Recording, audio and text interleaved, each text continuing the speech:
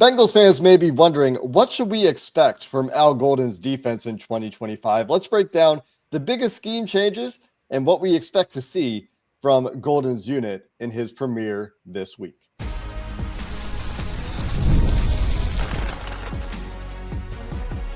You are Locked On Bengals, your daily Cincinnati Bengals podcast. Part of the Locked On Podcast Network, your team every day. What up, Bengals fans, and welcome to another episode of the Locked On Bengals podcast, part of the Locked On Podcast Network, your team every day. I'm Jake Liscow, your host of the Locked On Bengals podcast, where we got you covered for daily Bengals news analysis, the best you'll find in a one-stop shop across the internet. Joined today by Mike Santagata at Bengals_Sands on the social medias. You can find his writing about the Cincinnati Bengals at Bengals Talk SI. And, well, Mike is with us because he's a film grinder. He's the guy that watches coaches' clinics for fun in his free time. And as a person who also enjoys the game of football, and I like watching film, sometimes I put those clinics on, and I got to be honest, Mike, I fall asleep a little bit. But today, we're going to dive into what we're expecting from Al Golden's defense, especially differences between what we saw from Lou Anarumo's unit and where we are hoping perhaps they can improve, especially based on what we saw in the preseason. And we're going to go from overall schematic, philosophical ideas. We're going to talk about trench differences specifically, back seven differences specifically. We're going to finish up by thinking about what do we actually think Al Golden needs to accomplish for this team to accomplish its goals in terms of pushing for a championship title. Today's episode is brought to you by Mazda. Just like there's more to every player, more dedication, more attention to detail, there's more to a Mazda vehicle. Stay tuned later in the episode for highlights in this week's Moving the Game Forward. Mike, let's start big picture. We spent a couple episodes with you earlier in the offseason really diving into, based on Notre Dame, what we thought we would see from Al Golden as he is coming to the NFL. And obviously, difference there, defensive head coach, integrating those philosophies. Now, with Al Golden in Cincinnati, having seen what we've seen from him in the preseason, schematically, has your idea of what you expect to see from Golden in terms of the approach to running the defense changed at all? Or are you still expecting a lot of what we saw from him at Notre Dame? So when we did that episode, I remember at the end, I did say, I don't expect nearly as much man coverage. And that is really the main difference that I saw in the preseason was, yeah, they're going to drop back and play more zone than they are. They're not going to trust that the NFL's hard. The NFL's hard to play man coverage like that. Only a couple of teams do it. And when they do it, they play like 40% man coverage. They're not playing 75% man coverage. It's more like situational, short yardage. We trust our guys to be able to handle that. But 1st and 10, I'm still going to be in some type of eyes on the quarterback zone because that's better for the run game and limits explosive plays. So I think that's the main difference. A little less aggressive, but I also thought that's preseason. Like he could be more aggressive with some of his stuff. And he still was more. He ran more stunts, more blitzes than you might expect, at least that Lou ran. And but a lot of it was similar. It was like 4 down, get off the ball more than it was for Anarumo. Anarumo was more of like a react and then attack. And this is more attack the ball and then react to what you're getting. And we saw that get just annihilated by different pooling schemes because that's your natural answer. That's rock versus scissors. You know they're going to play scissors, so let's pool the guard and play rock. And the example of that, I think, is a couple plays maybe against Washington. I think they got hit with crunch, and you have two defensive tackles that are like 3 yards in the backfield looking for like, okay, why are we here? Nobody's blocking us. And then you're getting trapped. Do you think that approach is going to continue through the regular season? So let's get specific here about trenches and the way that we expect this team to defend the run, and maybe not as much DJ Reader. You're going to sit here and anchor at the point of attack, and you're going to be able to react and then attack the way you described it. We talked a lot about that before. So maybe reintroduce those ideas, attack, react versus react, attack? And is this consistent with what you thought we would get from the approach in the run game from the defensive front? Yep, it's intuitive. So react attack would be I'm going to see, process what the offensive line is doing, and then based off what they're doing, I'm going to react to it and then attack. So if I'm getting a certain type of block, if I'm getting a wide zone block, I'm going to see that I'm getting that. I'm not going to get upfield, even though that does kind of kill zone.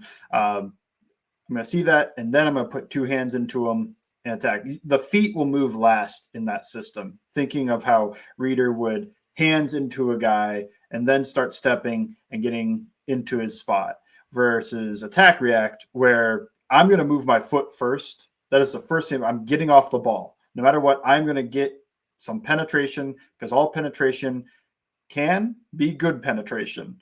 Not always is, but can be good penetration.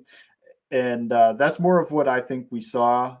You get a little bit of both. It's not like they never play react attack, but you get more attack react because you're in your 4 down, which is what they were for a majority of this, where they have 4 defensive linemen, and those guys just fire off the ball. And Rumo had the nickel, and when he would play 4 down in there, he would ask them to play it slower, but it's just playing slow versus playing fast. Do you want to be the aggressor, or do you want to see what they're doing and react to it? What are the pros and cons then of that approach? Because I feel like when I think about the teams that like to fire upfield, I just think back to like Gus Bradley defenses often, and the way that when the Bengals had success running the ball, especially in the last couple of years, it's been against those kinds of defenses, especially like those are the ones that, for whatever reason, the way the Bengals approach the running game seemed to be a good matchup for the Bengals in the running game. Do you think that obviously there's a place for all these things in the NFL at different times because so much of it is that paper, rock, scissors game. But do you think that that is something that will lead to or could lead to, if executed well, a consistent level of run defense? Or is it kind of more lending yourself to boom or bust plays? Yeah, I think so. So the Texans will play that way. The 49ers system would be what you'd look at and be like Robert Saleh. So the Jets when he was there, and D'Amico Ryans, and they wanted to fire off the ball. They're always 4 down. They've got those wide. I think Nick Bosa is probably in a 9 technique almost every down. The problem with that is they have, if you think about those teams, at least the Jets and 49ers, they had great linebacker play to go with it. You can think of Fred Warner, and the other side, you had the Mosley-Quincy Williams combo, which is a very good combo. Texans not so much, but what the Texans get is maybe what you're hoping for the Bengals is that these big ends are just really good run defenders, like Will Anderson, and they can handle taking on double. You might have to take on double team as an end, in this 4 down system because you don't have all the gaps covered up front, so they can combo you, get to the backer. Is that why you're interested in Shamar Stewart more than you are in one of these smaller ends? Because you think, well, he's got the mass, he's got the size, he could take on a double team if we really need him to. See, they've had to have Murphy do it at times as well.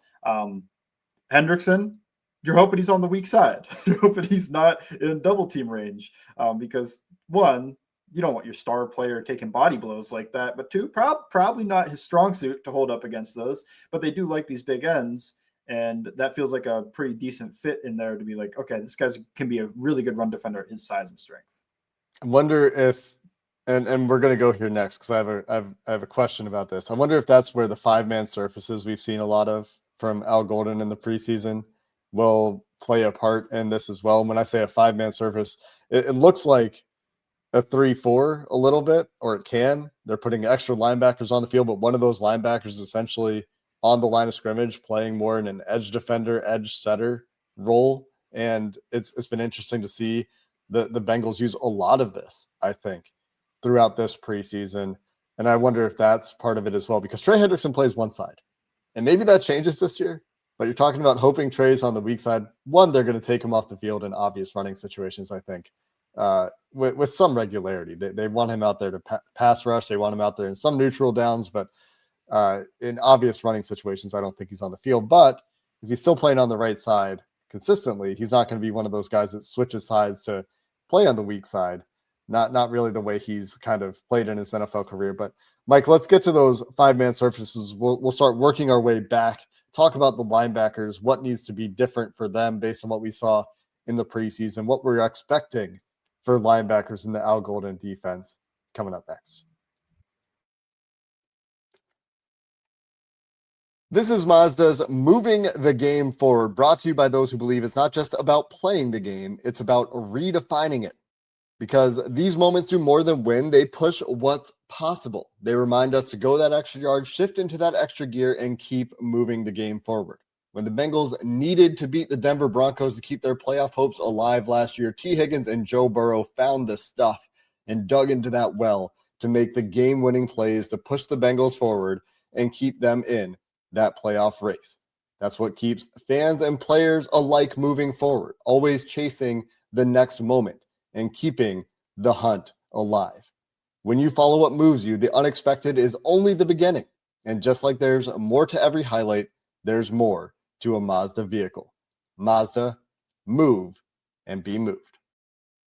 When the opening whistle blows on a new home repair, get your crew moving with Supply House. Order today and see parts on your doorstep tomorrow. Over 280,000 plumbing, HVAC, and electrical items from the most trusted brands in the business. Their real-time inventory, honest lead times keep you from pushing your projects forward, from punting them to the next day, while their industry-leading customer service always has your blind side covered. If you need parts fast for a project, Supply House has next day delivery. Talk about a game changer. Their Trademaster perks are also great. Priority shipping, dedicated support, makes the whole process smoother. Join the free Trademaster program today and score serious perks like priority shipping, lower prices, and a dedicated support line. Visit supplyhouse.com to sign up for free and use code SHCollege5 for 5% off your first order. That's supplyhouse.com. Real people, real service.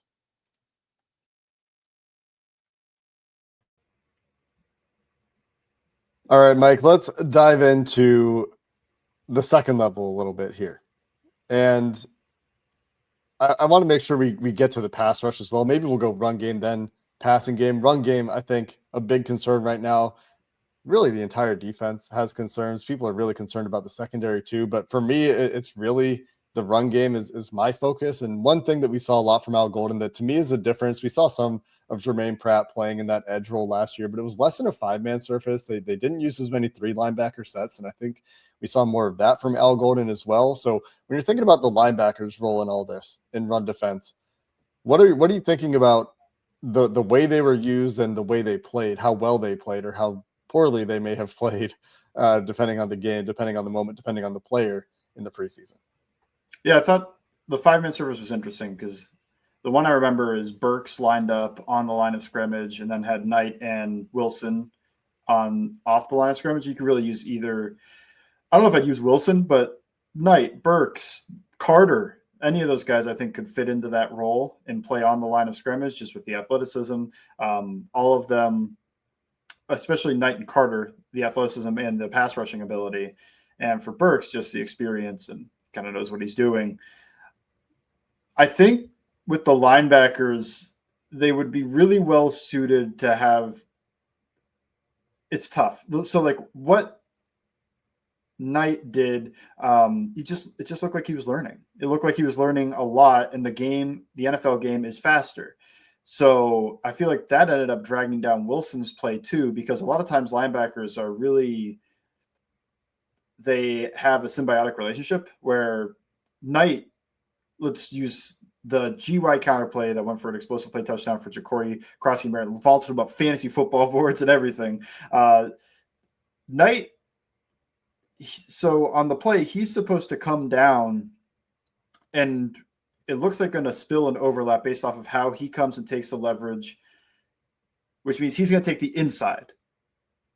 And he's like, when you do that, you have to gain depth because the whole thing here is, okay, if you gain depth and go inside, then Wilson has time to get around that and go outside and be a free runner to the ball carrier. But instead of gaining depth, he stood where he was, then tried to still take the block on the inside. And now you're taking on the block 5 yards deep. So let's say you just destroyed that block. You're still giving up 5 yards, but that would be better than what happened. doesn't take on the block too well, ends up becoming a logjam for Wilson, who can't get around it, and it's off to the races. The safeties didn't make the play either. So what I think Wilson would really benefit from would just be somebody who's doing their job next to him. I know that Knight and Carter, they've got way more potential. But for me, like when I'm watching it, I'm like, man, I think he might work with Burks, because Burks isn't going to do anything that's like, oh, what an extraordinary play. But you're also not going to notice him. I'll be like, wow, why'd that run break? Why'd that run break for a huge run instead of just 5 yards? And so I think he does his job. So for me, I think the linebackers would be better suited for that. I think the main issue I'd think of, but this is more a passing downs thing, like I think that works better in the run game. And on passing downs, they're both better suited to kind of be the hook zone dropper. I think Burks is all right, just manning up on running backs. I think your issue could come if they play heavy and now he has to man up on a tight end. But that's where I think the real issues would come. But man, maybe you're thinking about matching personnels and using your athletic guys to take on tight ends when that opportunity presents itself, or maybe just use the safety if you're going to be playing a one high system. But yeah, what I saw from the linebackers is I feel like the young guys were I felt like Knight was out of place a little bit more than he should be, and it really affected Wilson's play. And it didn't help that they're trying to bring like some blitzes on the back end, and it felt like the offenses were ready for those, and not only ready, but ready to punish those. So it was all a mess at that point. So how much of this can be explained by what the Bengals kept saying, like from players to coaches? We've talked about it a lot on this podcast, that we were showing like 10% of our playbook. How much of that fits into what we saw? Because obviously, like where you have guys not taking on blocks well, where you have guys that are out of position, that means you're not executing some of those 10% that you had in the first place. Maybe you got hit with something exotic. I mean, running out crunch in a preseason game, a little bit mean, but it's a great play, and it really did its job quite well. So I guess my question is, how much of this can we chalk up to preseason football in the run game versus like where you're not game planning, you're not running your whole complement of playbook, you're trying to keep some of that in the back pocket until week 1, week 2 of the season before teams get the book on you? What are your thoughts around that argument? I think you can make that argument some. I think when you look at it, you go, okay, they're not running any exotic. Like when I talk about them blitzing, a lot of their blitzes were just, I'm going to send the linebacker to the A gap and slant the nose to the opposite A gap, and very just like a plug type of blitz, just something that's just, we're just sending them in there, trying to play a little fast. We're probably not going to confuse the offensive line with this or anything. We're not getting an exotic formation to set this up. On the other end, if this is the 10% of the playbook, I don't understand why they weren't executing the run fits for only 10% of the playbook, because I can't assume that it gets easier with the more exotic looks to do those. And the second part is, there's no real excuse for just going out there and getting your butt kicked. Like, to me, that's just like, take pride, even if this is a preseason game. Like, don't go out there and let John Bates put together a 4-minute highlight reel of blocking plays and 10 snaps. I don't think we need that. So take on those blocks with some pride. Take them on and actually shed the block. Put your hands into them. Be physical. Like, I think that's the part of the preseason that made me a little bit more concerned, was just like, yeah, I don't care that, like, oh, they got you with this scheme. It wasn't the X's and O's part, but those runs should be going for 8 yards, not 40. They should, like, somebody go make that tackle. Somebody be physical. Somebody go make the play. Yeah, that part is definitely concerning. We've talked about that quite a bit. The guys that are out of position or appear to be out of position, I guess I should caveat. We're not in the room. We don't know exactly who isn't doing their job on some of these plays. We don't know exactly whether it's, a total play call issue. Maybe some of this is just on whatever Al Golden threw out there on a particular play, and it actually was executed the way it was drawn up, and it just was the wrong decision at that time. I don't think that's the case. I mean, I think we know what we're looking at. These are very educated guesses. Mike's out there watching the coaches clinics on all these different run fits and all this stuff that's going on. That's why we're talking to him. But one thing that we didn't really see a whole lot of from the Bengals, at least the starters, was getting tested in the passing game. Like Cam Taylor-Britt, I don't think he got targeted because he didn't play in the first preseason game, got run all over on defense in the second preseason game. So let's talk a little bit about the secondary. Let's talk a little bit about what we should expect from a coverage perspective from Al Golden's defense coming up next. This episode is presented by Yahoo Fantasy. In the NFL season right around the corner, you're running out of time to draft those full season leagues, and you can feel the buzz. Fantasy football season fully here. You may already have your leagues, but if you still need to get in on the action, Yahoo Fantasy is the best place to do it. I've been using Yahoo Fantasy since 2001, believe it or not. Everyone's researching, drafting, building their championship squads, and if you haven't joined a league yet, now's the time. This year, well, I'm sticking to my old favorite, Yahoo Fantasy. Not going anywhere else for fantasy football, and why would I? They've been serving me well for 25 years, and if you're like me creating your millionth league, no better place than Yahoo Fantasy. There are more ways to play now than ever, too. If you're looking for a change of pace, you can check out the Guillotine League mode, where the lowest scoring team gets eliminated every week until one is left standing. The NFL season kicks off imminently, September 4th, so don't wait. Start your league now. Draft at yahoofantasy.com/LockedOnNFL. That's yahoofantasy.com/LockedOnNFL. The NFL season is here. FanDuel is making sure you're ready for kickoff with a can't miss offer. This episode brought to you by FanDuel, and right now new customers can bet just $5. And if your first bet wins, whether that is a passing yard prop, whether that is the Bengals against the spread against the Cleveland Browns, where they're heavily favored in week one's road trip to Cleveland, you'll get $300 in bonus bets to use across the entire app. It is a great app. It fits however you like to bet, whether it's those player props, the same game parlay, or live bets as the action unfolds and you get a feel for a particular game. It's quick, it's easy, it's the best way to add a little bit more energy to your Sunday. So if you're looking to make some bets on the NFL season, check it all out at FanDuel. If you're ready to play, download the FanDuel app. You can check it out at FanDuel.com. You can get started there. FanDuel, place your first $5 bet, and if you win, you'll get $300 in bonus bets to use across the site.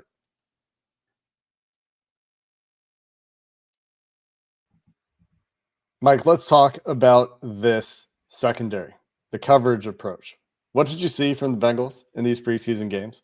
We were fearful, maybe not quite the word, but maybe a little bit leery of the preponderance of man coverage in Al Golden's unit at Notre Dame. What did we see from them in the preseason as far as trends went from your perspective? So I saw them play zone, but I did see more man than you would expect from what Anarumo would play. And I think mostly of the Philadelphia game, where they faced a lot of quick game from Tanner McKee, and it was just like a lot of slant, stick, just whatever. I remember a lot of slant routes against man coverage. This is really what I remember, where it felt like DJ Turner and struggling a little bit, keep up. And then you'd have Josh Newton, man coverage on Johnny Wilson, giving up 10 inches of height or something. That's tough too. So I did see some man. I saw some zone. That's the one I'm not 100% confident on really what they'll do, because to me, that is where they could get more exotic. Mm-hmm. Where what are they going to do with their man coverage? Or are they just lining up and just play like, hey, just play man to man right here, because we're going to do something more interesting later with like match coverages, or maybe we'll drop the safety and have him rob an over route or something. So that to me is where I do buy more of the excuse about how they're hiding some of their stuff and only 10% of the playbook was being shown.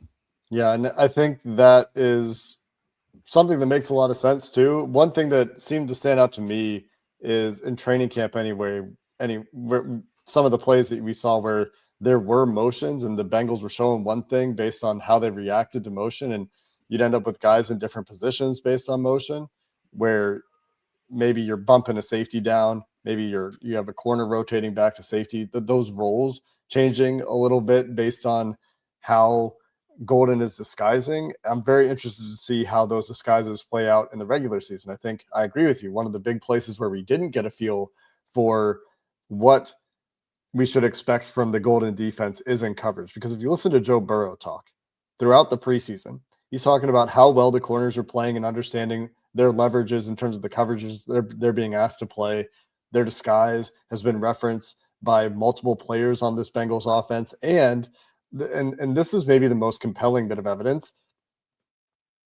they got stops.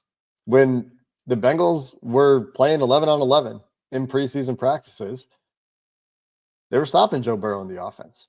Not always, but they had their fair share. And based on my expectations for this Bengals offense this year, I feel like that has to mean something. Maybe it's just that they're very familiar with how Joe Burrow wants to go at them, but it's still Joe Burrow throwing to Jamar Chase and T. Higgins and all those weapons. It's not just those guys, obviously, but that has to mean something to me. The other thing that I wanted to get to, Mike, before we talk about really the baseline, what we think the Bengals need Al Golden's defense to do is we're seeing a lot more twisting and stunting from this defensive front. What do you think the impact is there in terms of the pass rush when you make that kind of change and put a lot more of that sort of approach in to your pass rush? So you're going to stress the communication of the offensive line more than you're going to stress their physical abilities. So when I think about just a standard pass rush, you're stressing the tackle's ability to set out and to get to him and stop the speed, but also be able to anchor down, stop power. Well, now that when you start stunting and twisting, let's say like an end tackle twist, then you're going to stress the communication between the tackle and the guard. And can he set out to that speed of a Miles Murphy, of a Shamar Stewart, of Trey Hendrickson, and then also redirect inside, communicate with his guard, and be able to pass that over and have the tackle loop back around and be able to go back out and pick that guy up. It wasn't super effective in the preseason, but it does look very effective in the practice clips you see. So that's another part of like, yeah, maybe they've got something working on the stunt front. They're also not facing a ton of passing game in the preseason. And I feel like they're facing more passing game. And that's why I think they might be getting more stops. They're getting more passes. So, yeah, I see the stunts as being a way to stress communication. And if you're struggling to, let's say, like last year, they struggled a little bit to rush the passer. Like a Miles Murphy may have got some pressures, but he had 0 sacks. And when Hendrickson came off the field, they were one of the worst pass rushing teams in the league. Well, let's not ask them to just win that way. Let's ask them to work together and come up with a team type of win. Yeah, find another tool in the toolkit. There are obviously some drawbacks to it. It's a little bit longer to develop at times. So against quick game, where maybe a quick pressure, you can get into a passing lane, maybe knock a ball down. If you're worried about playing those mind games, some of those are a little bit slower to develop. I'm very interested to see how that plays out, especially with Trey Hendrickson back in the fold. I want to see some Trey Hendrickson packages beside Shamar Stewart, put those guys next to each other on the field, let them just deal with one side, the right side most likely, or the left side of the offense, the left side of the offensive line, left guard, left tackle, center, and see what kind of havoc you can create with those guys. That part seems fun, but I think one of the takeaways for me is because of the way the preseason goes, you get such limited time on task against the running game. You get such limited live reps defending the run because of NFL rules in the preseason, because the Bengals aren't ever going full contact, take guys to the ground in practices. It kind of makes sense that would take a little bit longer, right? Like that aspect of defense without having the ability to get the live reps, it would make sense for that to take longer. Hopefully, the start they have against one of the worst offenses projected in the NFL in the Cleveland Browns gives them a chance to get off on the right foot that way. But that's going to be something that we're talking about between now and Sunday is what does this run defense look like out of the gate? How do they perform immediately when they're tested by the Cleveland Browns, who are going to want to run the ball? They're not going to want to ask Joe Flacco to sit there and drop back a ton unless they absolutely have to. So I think that's going to be interesting too. Let's wrap up, Mike, by talking about success here quickly for what we think the Bengals need to do to be in a place where they can contend. And to me, it's they don't have to even be an average defense in terms of like yards per play or success rate or EPA or anything like that. Honestly, I think back to 2005, like the opportunistic Bengals defense of that Carson Palmer year where you're getting the takeaways, you're finding ways to get stops in the red zone. And that was a big pillar of the Lou Anarumo defense of bend, don't break. They would find a way to firm up in the red zone. There were some hints of that from the Bengals this preseason while they weren't quite as effective at it. But that's it to me. Like, get the ball back to Joe Burrow once or twice a game. Maybe not every game. That's asking a lot, right? But like find the opportunistic plays, find the key stops at key times, and be able to play with a lead. find ways to get stops when you have a 2-score lead in the fourth quarter against the Baltimore Ravens, right? Like that kind of thing. Again, it's easier said than done, but that to me is what stands out. Not necessarily like asking for them to even get to average, but find a way to be opportunistic. Yeah, I would say get off the field. And that could be an opportunistic thing. That could be they got a sack on first down and then put them behind the chains and they're just able to get off the field. The Bengals were just so bad getting off the field last year. They were terrible in the red zone. They were terrible on third down.